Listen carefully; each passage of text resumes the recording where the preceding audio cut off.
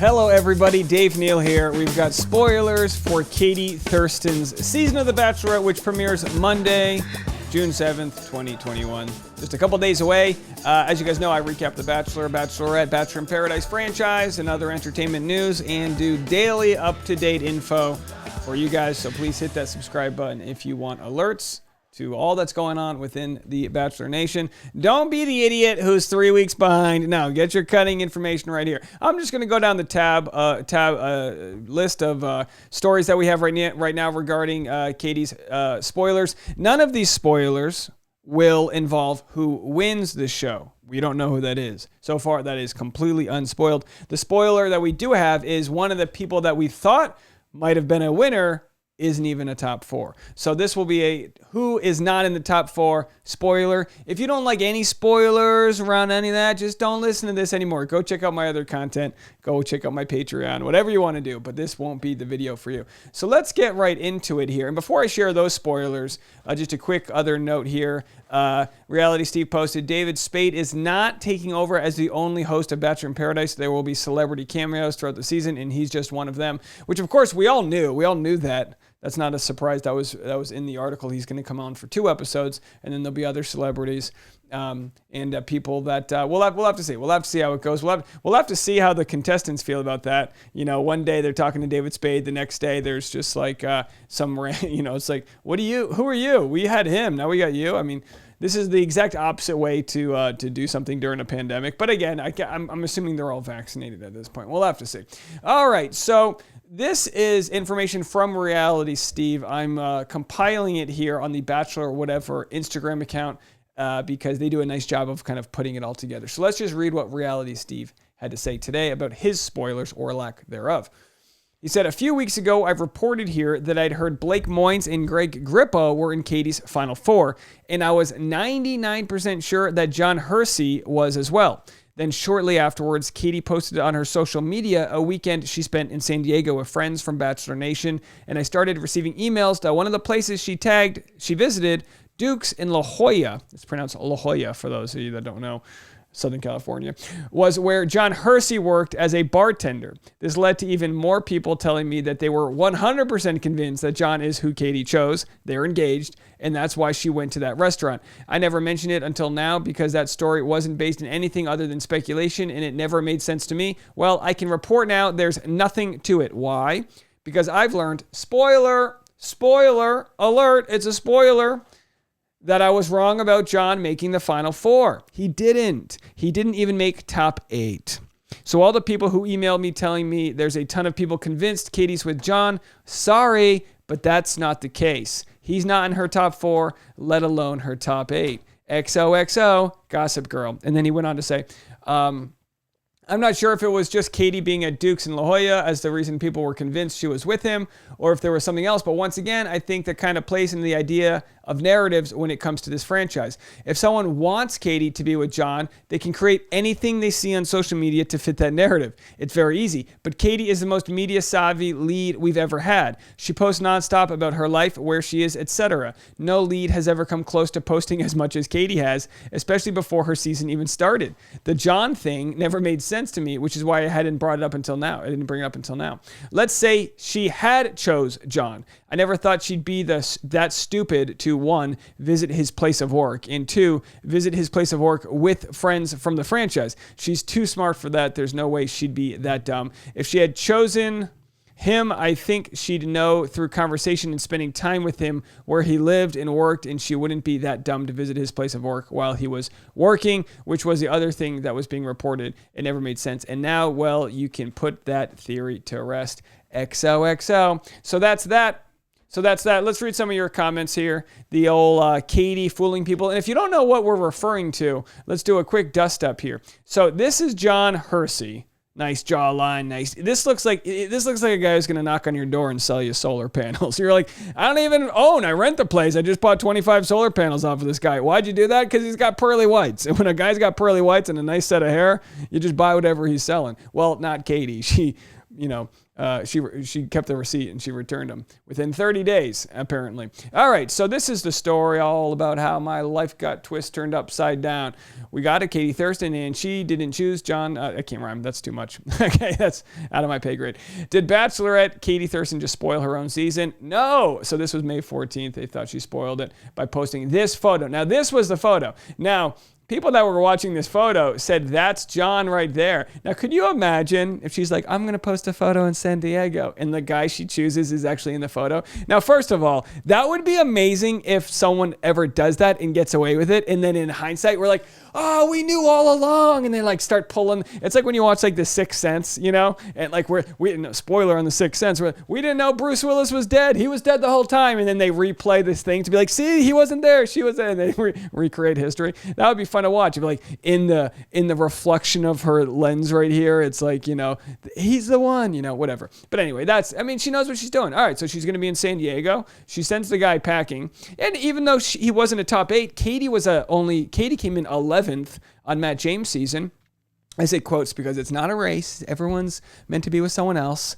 I saw a nice post. Let me see if I can share this one. Your idea of me is not my responsibility to live up to. Does it have anything to do with this? No, but you know, maybe your mom is judging you or for all the comments I get. Your idea of me is not my responsibility to live up to, but please hit the like button only. Don't hit that down. The only time someone hits a down button is if they got so dizzy from laughing, they just misplace their finger. Speaking of misplacing fingers, John, he's out. So yeah, so this was a whole, none of this was, true, and everyone thought it might have been. None of it was true. So this is what Cosmo was saying about John Hersey. They thought Katie gave her. So we've already spoiled some of these things here. Who Katie gave her first impression rose to. But yeah, they thought that Blake, Greg, and John were top 4. So everyone thought, I mean, imagine being John Hersey, being like, everyone thinks I'm top 4, and they don't even know she wasn't even into me. That's like when like there's a rumor in high school going around that you like hooked up with the captain of the cheerleading team, and it's like, yeah, I'm gonna let that rumor fly because the truth is really more pathetic. I cried underneath the bleachers, or whatever. Yeah, too much info. So anyway, that's the story. Let's see what your comments are on the Reddit about this. So Katie legit had no idea John worked there because she barely knew John. Now, that's not true at all. Of course, that's not true. I think Katie, without question, is browsing these boards and keeping up with the spoilers out there. So when she was in San Diego, she probably knew that John, being top 3, was out there and even thought he may have gone far. And even though he may have gone far, maybe they were friendly enough that he was cool being in on the tease. Don't people think that that's him in the background? They were probably all in on it. This also goes to everyone's complaint about Reality Steve. He reports something with basically 100% confidence, 99.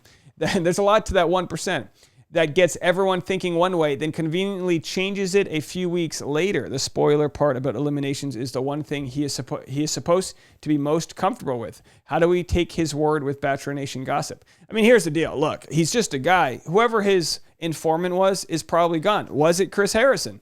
That's a question. We don't know. Because we don't know who Reality Steve goes to for his spoilers.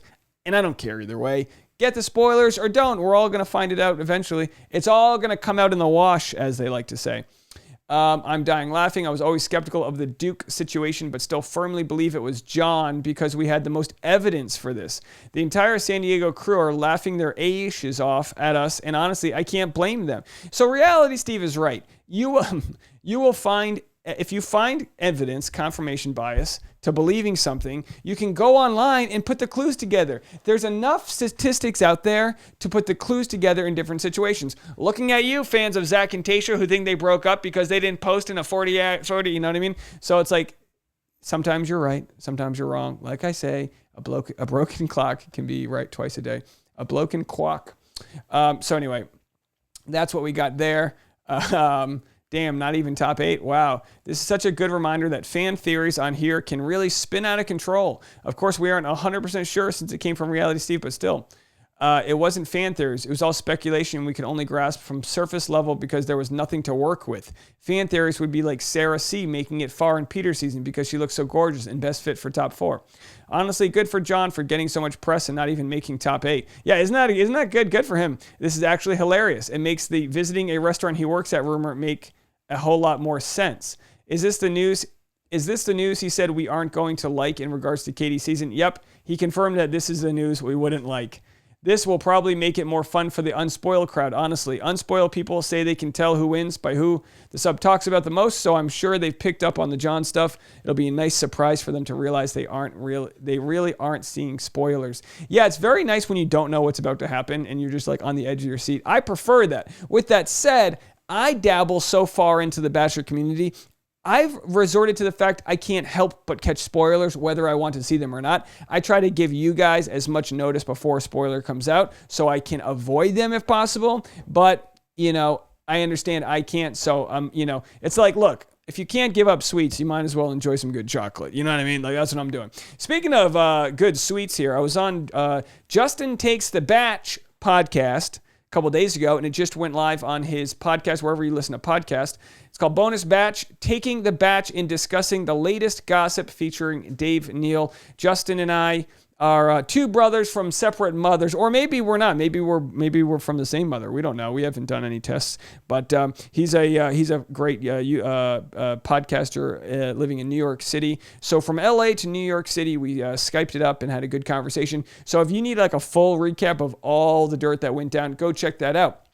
Now, if you don't follow my Patreon and you are thinking about it, I got to say, I've been putting up a ton of content. Yesterday, I was renting a truck because my fiance decided on a whim that she wanted to buy a couch.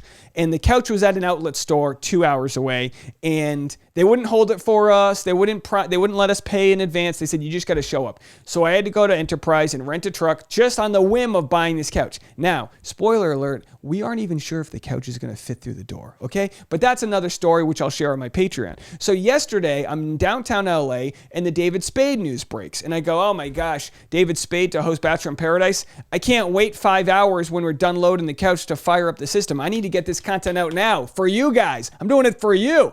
And I was like, you know what? I'll just record this breaking news here. So I did it in the middle of downtown LA, which is very loud. I'll play like 3 seconds of it so you can hear how loud it is. In February, of course, Chris Harrison, had his interview. I mean, it's terrible, right? That's terrible. It's bad quality. But if you want to watch that, I put it up on my Patreon channel, so you can go watch that on Patreon. I've got another podcast going on Patreon later today, which is going to tell the whole story of the couch. So if you like going on, if you need extra content, or if you just want to support me, Patreon is a monthly membership. You can go to patreon.com/Dave Neal, Patreon, patreon.com/Dave Neal, and you can check weekly extra episodes I have out. Some of them I'm telling you about content of like which past leads I've been in touch with, what they think of the show, who watches my recaps. It's actually pretty interesting. We have a lot of content on there that I just can't share with you guys because I got to keep it behind the paywall because it's just more exclusive stuff. So if you want to be a part of my life and kind of donate and be there,